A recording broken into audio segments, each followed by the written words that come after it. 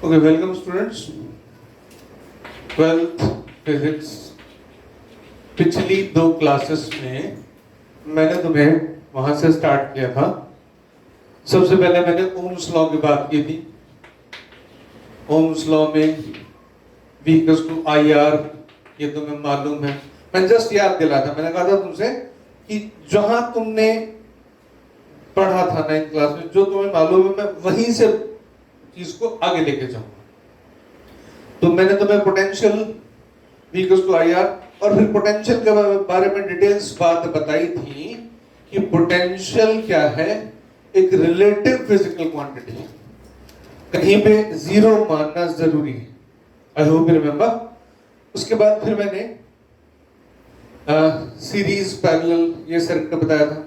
Series को मैंने बताया था पोटेंशियल डिवाइडर, पैरेलल को बताया था करंट डिवाइडर, बराबर। उसके बाद मैंने डायरेक्ट बिना कोई लॉ बताए एक सर्किट सॉल्व कराया था, राइट। ये तरीका जो है मेरा, ये तरीका मेरा, जैसे तुम एक गेम खेलते हो तो मैदान में उतरे, स्ट्रेट फुटबॉल खेल रहे हो तो स्ट्रेट किक मारो, देखें कैसे मारते हो। उसके बाद फिर बताया जाता है कि नहीं, अब इसको इस ढंग से मारना है। तो पहले तुम्हारी कैपेबिलिटी, उसको ब्रिंग अप करना, उसको बाहर लाना, वो पहला स्टेप होता है। That is a teacher should do, मेरे हिसाब से, कि मुझे तुमको भाषण दे के नहीं जाना है, मुझे तुम्हारी क्वालिटीज बाहर निकालनी है। तो पहले मैंने वो बताया। अब मैं प्रॉपर जो लॉज हैं उनकी बात करता हूं, क्योंकि उनसे अब तक तुमने अगर कोशिश की है तो बहुत अच्छा, तो तुम्हारे अंदर एक क्यूरियोसिटी आई होगी, एक अपनी पोटेंशियल डेवलप हुई होगी। अब मैं प्रॉपर मैनर बताऊंगा, तो उसके हिसाब से हमारे दो लॉज हैं, किरचॉफ्स लॉ, दो लॉज, एक है KVL, KCL पढ़ते हैं, KCL माने किरचॉफ करंट लॉ। ये लॉ ये कहता है, अकॉर्डिंग टू दिस लॉ, कि ये कोई पॉइंट है, जंक्शन। पहली बात, ये जंक्शन समझ लो। ये एक वायर में करंट जा रहा है, यहां से बीच में से कोई एक इसका बाईपास निकल रहा है। तो अब ये वाला जो पॉइंट है, इस पॉइंट P को जंक्शन कहा जाए। जैसे नॉर्मली ट्रेन के जंक्शन होते हैं ना, जिस स्टेशन से सिर्फ एक ही रास्ता निकलता है वो तो स्टेशन कहलाता है। जहां दो या दो से ज्यादा रास्ते निकलते हैं वो स्टेशन जंक्शन कहलाता है। बिल्कुल वही बात यहां पर है कि अगर यहां से कोई करंट आई आ रहा है, उसको दो रास्ते निकल रहे हैं, I1 है, तो ये पॉइंट भी जंक्शन है। दो से ज्यादा भी मैंने कहा हो सकते हैं। ये ऐसे हो गया, यहां से करंट आई इधर गया, I1, I2, I3, फिर P और P डैश जो पॉइंट है, इन पॉइंट से दो से ज्यादा रास्ते निकल रहे हैं, 3 और मोर, सॉरी 3 या 3 से ज्यादा जंक्शन, क्योंकि रास्ता अपने आप एक तो था ही, ये आते ऑटोमेटिकली काउंट हो गए। इस पॉइंट से 1 2 3 टोटल ऐसे रास्ते निकल रहे हैं, इसके लिए कहा जाएगा 2 एडिशनल रास्ते। क्लियर? तो ये पॉइंट जंक्शन पॉइंट है। सीधी वायर, उसमें से कोई भी एक बाईपास, एक या ज्यादा, एक या ज्यादा, तो वो जो पॉइंट है वो पॉइंट जंक्शन कहलाता है। किरचॉफ करंट लॉ KCL ये कहता है कि किसी जंक्शन पर टोटल आने वाले करंट्स और टोटल जाने वाले करंट्स, मतलब total incoming currents is equal to total outgoing currents. ये कहता है, जैसे एक एग्जांपल लेता हूं मैं, ये एक जंक्शन है, ये पॉइंट डेफिनेटली जंक्शन है ना, बहुत सारे रास्ते निकल रहे हैं। इधर से करंट आता I1, इधर से I2, I3, I4, I5। तो इस स्टेटमेंट के अकॉर्डिंग टोटल आने वाला है। इस पी पॉइंट पे आने वाला कौन है? I1 I2, तो मतलब I1 plus I2 is equal to जाने वाला कौन? 3 4 5 is equal to I3 plus I4 plus I5, ये हो जाएगा। अब यहां ये बात है, ये इसका एक स्टेटमेंट है, इसका दूसरा तरीका और है, स्टेटमेंट 1 कह सकते हैं इसको। इसके एक दूसरे तरीके से और बोलते हैं हम इसको स्टेटमेंट 2। स्टेटमेंट 2 ये कहता है कि किसी जंक्शन पर करंट्स का अलजेब्रिक सम 0 होता है। अब पहले अलजेब्रिक सम से मतलब समझो। अलजेब्रिक सम का मतलब होता है तुम पॉजिटिव नेगेटिव दोनों काउंट करोगे।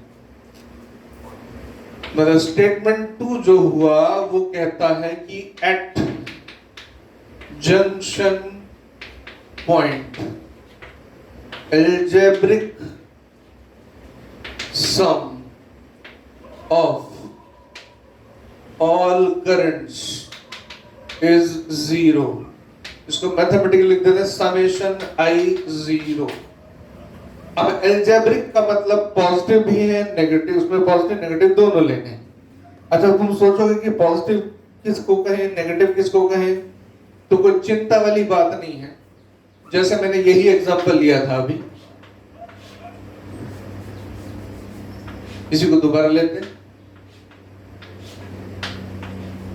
ये I1, ये I2, ये I3, ये I4, ये I5। अब तुम ऐसा मान सकते हो कि इसमें जो इनकमिंग करंट है उसको पॉजिटिव मानेंगे, तो डेफिनेटली जो आउटगोइंग करंट है वो कैसा हो जाएगा? नेगेटिव।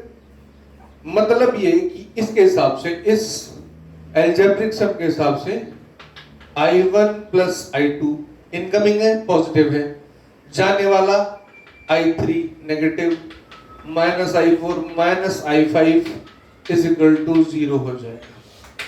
ध्यान से देखो बात वही, यहां से तुम इसको चेंज करोगे, इसको उस तरफ ले जाओगे तो I3 plus I4 plus I5 ही बात हो जाएगी। इस लॉ का लॉजिक ये है कि करंट इलेक्ट्रिसिटी में कोई भी पॉइंट, अगर हमारे पास नॉर्मल रेजिस्टेंसेस बैटरीज हैं, तो किसी भी पॉइंट पर चार्ज इकट्ठा नहीं हो सकता, एक्यूमुलेट नहीं हो सकता। करंट की डेफिनेशन क्या है? Rate of flow of charge. Current की जो डेफिनेशन है वो है rate of flow of charge. तुमने कितना सिंपल सा पढ़ा होगा Q/T, यानी पॉइंट P पर इधर से चार्ज Q1 आ रहा है, इधर से Q2 आ रहा है पर सेकंड, इधर Q3 जा रहा है, इधर Q4 जा रहा है, इधर Q5 जा रहा है। तो ये जो दोनों इधर आ रहे हैं और ये तीनों इधर जा रहे हैं, ये आपस में बराबर होने चाहिए, क्योंकि P का कोई ऐसा हिसाब किताब नहीं है कि ये कुछ चार्ज अपने पास रख लेगा, तो चार्ज इकट्ठा होगा नहीं, तो उसको जाना तो पड़ेगा। तो पॉइंट P पे आया इधर से Q1, इधर से Q2, गया Q3, Q4, Q5, तो चार्ज इकट्ठा हो नहीं सकता, तो चार्ज की फ्लो रेट भी एक्यूमुलेट नहीं हो सकती, इकट्ठी नहीं हो सकती। तो ये इसका लॉजिक है। This is called Kirchhoff current law. ठीक है, इस पर एक छोटा सा एग्जांपल मैं तुम्हें कराता हूं। देखो, वो छोटा सा एग्जांपल हम इस तरह से लेते हैं। गिवन वैल्यूज प्रॉपरली हम एग्जांपल लेते हैं। देखो, एक एग्जांपल है इसके अकॉर्डिंग, ये पॉइंट ए, ये बी, यहां से 15 एम्पियर करंट आता है, इधर से 8 एम्पियर निकल जाता है, ये पॉइंट सी, ये पॉइंट डी, इधर से 5 एम्पियर चला जाता है। मतलब ये किसी सर्किट का पार्ट है।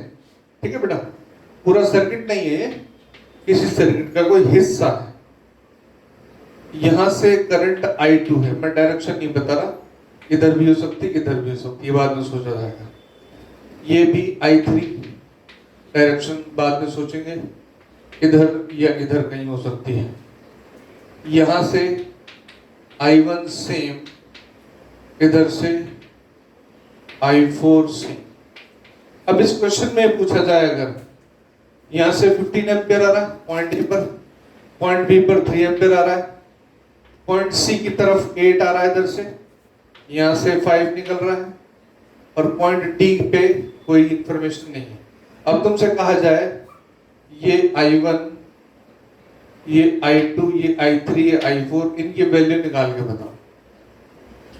तो हम यहाँ पे क्या करते, देखो पॉइंट ए, तुम किसी पॉइंट से चालू कर सकते हो, कोई इश्यू नहीं। मैं पॉइंट ए से चालू करता हूं, ए की बात करो। देखो ए पे 15 एम्पियर करंट यहां से आ रहा है, 8 इधर जा रहा है, तो बचा कितना 3, डेफिनेटली इधर जाना चाहिए। ये हमारा ए पर ए का करंट होगा 3 एम्पियर किस तरफ, राइट साइड, बराबर। अब बी की बात करते हैं। बी पॉइंट पर 3 इधर से आ रहा है, 3 इधर से आ रहा है, अगेन इकट्ठा तो होगा नहीं, इधर कितना निकलना चाहिए, 3 वहां से, 3 वहां से, यस इट इज 6 एम्पियर। ये बी की कहानी हो गई, 6 एम्पियर। ये नीचे के डायग्राम के अकॉर्डिंग बता रहा हूं, ऐसा कोई डायरेक्शन नहीं होती करंट की, करंट वेक्टर क्वांटिटी नहीं है। 11th क्लास में तुमने अच्छे से पढ़ा होगा, डायरेक्शन होती है लेकिन वेक्टर नहीं है। रीजन मैं किसी और क्लास में समझा दूंगा डिटेल्स में, कई क्वांटिटीज हैं बहुत सारी, प्रेशर भी है, टाइम भी है, व्हाटएवर। पॉइंट सी पर आते हैं। सी पॉइंट पर यहां से 8 एम्पियर करंट आ रहा है, इधर 5 जा रहा है, तो इधर डेफिनेटली भाई 8 आया था, 5 है निकल गया, तो बचा कितना 3 यहां चला जाना चाहिए। तो सी की कहानी हो गई 3 एम्पियर इस तरफ निकल गया। अब लास्टली डी पर आ जाओ। अब डी पर देखो, बी से जो नीचे की तरफ करंट आ रहा है कितना आ रहा है, 6 एम्पियर आ रहा है, ठीक है, और सी से 3 एम्पियर आ रहा है। इस पॉइंट पर यहां से 6 आएगा, यहां से 3 आएगा, तो यहां टोटल कितना निकल जाएगा, 9 एम्पियर नीचे की तरफ। Got it? हमने एक्चुअली वही लॉ लगाना, लिखना उतना डिटेल्स में नहीं है, समेशन है वो करके, बहुत सीधा सा रूल है, हम देख के आराम से निकाल सकते हैं। Got it? अच्छा, अब एक और सवाल लेते हैं जिसमें थोड़ा सा हम एडवांस कंसेप्ट लगा दें। देखो, और पिछली क्लास में मैंने तुम्हें उस एडवांस कंसेप्ट का क्वेश्चन करने को छोड़ा था। थोड़ा सा एडवांस, मतलब कंसेप्ट तो सिंपल है, एक्चुअली क्वेश्चन जो होता है ना उसमें जब हम लगाते हैं तो फिर वो एडवांस दिखने लगता है कुछ। क्वेश्चन इस तरह से, ये अगेन कोई पार्ट ऑफ सर्किट है,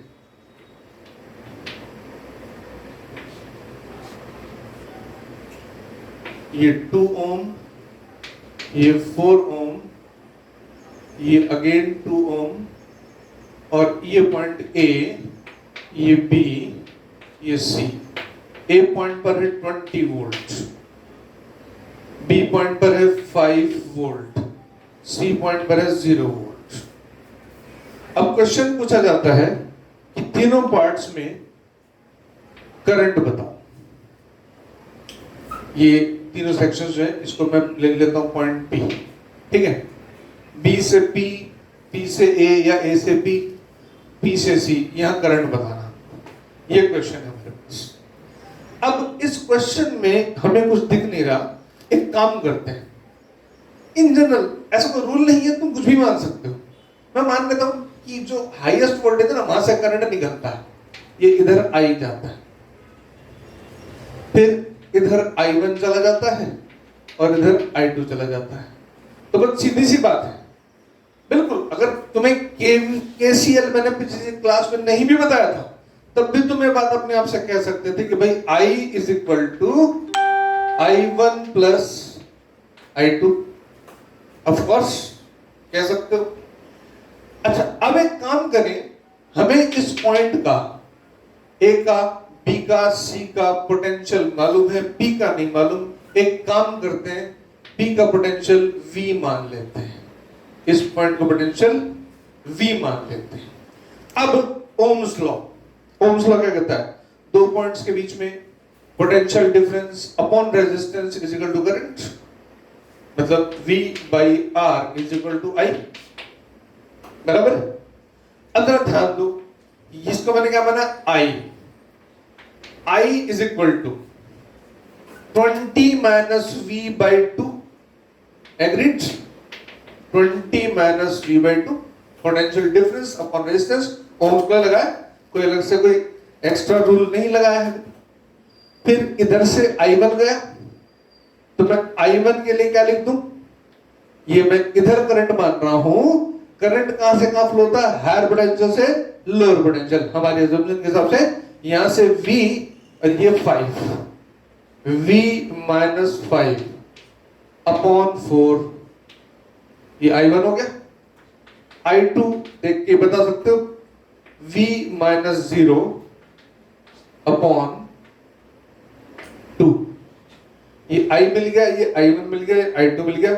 उस इक्वेशन में अगर हम इनकी वैल्यू रख दें, ये है 20 माइनस V बाई 2 और ये है V माइनस 5 बाई 2,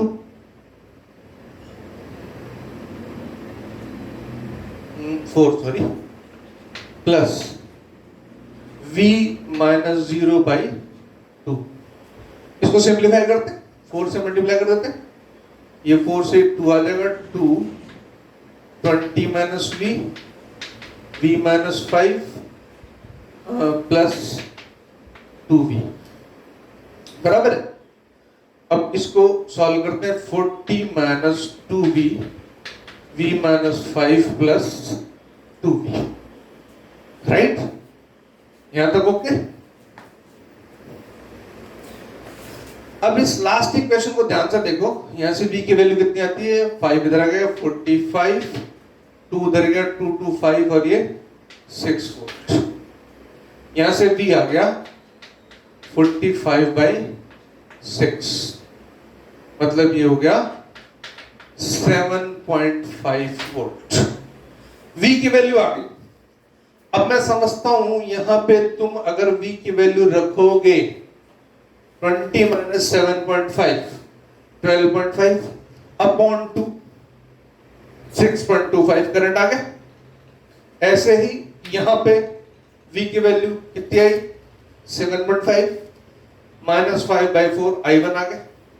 ऐसे ही I2 7.5 बाई 2, बराबर। मैंने क्या बोला, किरचॉफ करंट लॉ खाली, और बातों बातों में तुम्हें मैंने नोडल मेथड सिखा दिया। It's called interesting thing. ये जो पॉइंट पे पोटेंशियल मानने का मेथड है, इसको नोडल मेथड बोलते हैं। तुम ध्यान से देखो कि मैं किरचॉफ करंट लॉ की ही बात कर रहा हूं, और मैंने उसके चलते तुम्हें एक मेथड बता दिया। आगे अगर तुम पढ़ोगे तो करंट में बहुत सारे मेथड होते हैं, ठीक है, और बड़े शानदार मेथड होते हैं, एक के बाद एक। तो मैंने तुम्हें एक मेथड बता दिया तुम्हें, और तुम्हें याद होगा पिछली क्लास में मैंने क्वेश्चन करके छोड़ा था, वो भी नोडल मेथड से सॉल्व होना था। वेल, अब इसके बाद आते हैं second law, Kirchhoff voltage law. Kirchhoff voltage law मैं लिखवाने से पहले एक मजेदार सी सिचुएशन तुम्हारे सामने रखता हूं। देखो, कई बार बच्चे कहे ना, मैं जैसे लॉ बताता हूं तो बच्चे उसके बाद फिर एक के बाद एक आर्गुमेंट करते हैं, सर ये ऐसे भी हो सकता है, सर वैसे भी हो सकता है। तो एक काम करते हैं, जो वो ऐसे वैसे हो सकता है ना, उसकी बात पहले कर लेते हैं। एक सिंपल सा सर्किट बनाता हूं मैं। ये 10 वोल्ट की बैटरी है, ये 5 ओम का रेजिस्टेंस, एक इधर भी लगा देता हूं 5 ओम का। अब मैं तुमसे पूछूं कि इसमें करंट कितना है, तो तुम तो कहोगे सिंपल, हम तो जानते हैं। यहाँ पे बैटरी कितनी 10 की हो गई, रेजिस्टेंस 5 प्लस 5 इंटू आई, मान लिया करंट आई है। डायरेक्ट तुम ऐसे भी कह सकते हो, इक्विवेलेंट हो गया ना, सीरीज 5 प्लस 5 10, 10 इंटू 10, ये सॉरी 10 अपॉन 10, 1 एम्पियर, बिल्कुल सही। कोई दिक्कत नहीं? अच्छा, ये तो तुम कर लोगे आराम से। अब मैं काम करता हूं, सवाल थोड़ा सा चेंज करता हूं। यहां पर एक 14 वोल्ट की बैटरी, 5 ओम, इधर से 3 ओम, है ना? अब इसको सॉल्व करो। इसको क्या सॉल्व करोगे? अभी तो किया, अभी चला वाला नहीं। अब मैं इसमें ये कर 6 ओम, इसमें मैंने यहाँ 7 लगा दिया। अब मैं तुमसे पूछूं यहाँ से कितना करंट जा रहा है, मैं और नहीं पूछ रहा। यहाँ पे तुम अकल लगा सकते हो, एक बात कह सकते हो कि भाई इन दोनों को पैरेलल है, तो पैरेलल कॉम्बिनेशन इनका निकालते हैं। मैंने कहा था आर पैरेलल में होता है R1 R2 upon R1 plus R2, 3 into 6 upon 3 plus 6, ये आ गया 2 ओम। याद रखो, बहुत अच्छा रहेगा, 3 और 6 बहुत जगह पैरेलल मिलते हैं। तो इन दोनों का कॉम्बिनेशन कितना आ गया? 2 ओम। और ये दोनों किसके साथ सीरीज में? 5 के। 5 और 2 सीरीज में 7 हो गए। वोल्टेज कितनी? 14 ओम्स को लगा दो, V upon R, 14 upon 7, 2 ampere. बच्चे कहते हैं सर ऐसे भी हो जाता है। बिल्कुल सही। अब फिर मैं बच्चों से कहता हूं, बच्चों एक बात बताओ, चलो ऐसा करते हैं, मुझे ये और बता दो कि यहां से तो चलो तुमने करंट बता दिया। अब मैं बच्चों से पूछना, चलो अगर मैं तुमसे पूछूं कि इनमें जो करंट जाएगा I1 I2 वो बता दो। अब तो तुम पैरेलल नहीं लोगे। अब बच्चे कहते हैं नहीं सर, एक काम करेंगे। मैंने बोले इनको पैरेलल लेके पहले I निकाल लेंगे। मैंने ठीक है, वो तो यही आएगा 2 एम्पियर। बोले हाँ सर, I 2 एम्पियर आएगा, यहाँ से इधर से 2 एम्पियर करंट यूं जा रहा है। उसके बाद ये दोनों हिस्सों में फिर तुम कहोगे कि सर आपने बताया था कि जो पैरेलल सर्किट है यहां से इस पॉइंट से, इस पॉइंट A B, ये C D है ना, ये AC और BD पैरेलल है। तो पैरेलल में तुम कहोगे कि बताया था कि वोल्टेज डिवाइडर सर्किट है ना? हाँ सही है, पिछली क्लास में आपने बताया था सर कि वोल्टेज डिवाइडर है, करंट डिवाइडर है पैरेलल सर्किट, करंट डिवाइडर है, पिछली क्लास में आपने बताया था सर। और जो करंट है वो रेजिस्टेंस के इनवर्सली प्रोपोर्शनेट डिवाइड होता है। और आपने ये भी कहा था कि ये 2 के लिए अप्लाई हो सकता है। मैंने बिल्कुल सही है, मतलब I1 अपॉन I2 इनवर्स है तो R2 बाई R1। ठीक है, मैं कहूंगा सही बात है भाई, I1 plus by I2 is equal to R2। अब R2 कौन? 6 अपॉन 3, ये आ गया 2। तो यहां से हो गया I1 is equal to 2I2, या मैं कहूं और I1 माइनस 2I2 0, और I1 plus I2 already I है कितना? 2 एम्पियर हो गया। ये तो बड़ी इंटरेस्टिंग बात हो गई। अब इन दोनों इक्वेशन को आराम से सॉल्व कर सकते हो, वैसे ही मेंटली सॉल्व कर सकते हो। ये इसमें से कुछ सब्ट्रैक्ट किया, 3I2 is equal to 2I2 हो गया 2/3 एम्पियर। तो 2 माइनस 2/3, 1:1/3, 4/3। अच्छा बिल्कुल लाजवाब बात है। फिर अननेसेसरी एक केवीएल केसीएल के चक्कर में क्यों पढ़ना सर, हमें तो आता है, हम इतने इंटेलिजेंट हो गए। अब मैं एक काम करता हूं बच्चों, तुम समझदार हो तो हम भी होशियार हैं। देखो अब मैं एक काम करता हूं, अब तुमसे ये पूछता हूं सवाल कि भाई यहां पर मैंने एक बैटरी लगा दी, मैं तो कुछ भी कर सकता हूं। देखो ये बैटरी लगा दी, मान लो कि कोई 6 वोल्ट 4 वोल्ट की लगा है। अब मैं पूछूं तुमसे, अब तुम क्या कहोगे? अब तो नहीं बनेगी ना बात में, ये दोनों पैरेलल में कहोगे? बोलो नहीं है। पैरेलल में होने का मतलब सिर्फ साथ साथ खड़े होना नहीं होता है। पैरेलल में होने का मतलब ये होता है, जैसे मैंने ये लिया, ये 3 और ये 6, पैरेलल में होने का मतलब होता है इस 3 के अक्रॉस और B के अक्रॉस पोटेंशियल डिफरेंस भी सेम होना चाहिए। एंड टू एंड कनेक्टेड तो हो, ऐसे साथ साथ खड़े तो हो, लेकिन ये पोटेंशियल डिफरेंस बिटवीन AC और BD, ये दोनों पोटेंशियल मतलब VAC और VBD बराबर होने चाहिए, ये तब पैरेलल है। अगर यहां बैटरी लग गई तो अब भाई साहब ये मामला नहीं रहा है, अब ये पैरेलल नहीं ले सकते हो। तब क्या करना है? अब बात आएगी किरचॉफ वोल्टेज लॉ की जरूरत की। नेक्स्ट क्लास में बात करते हैं इसकी।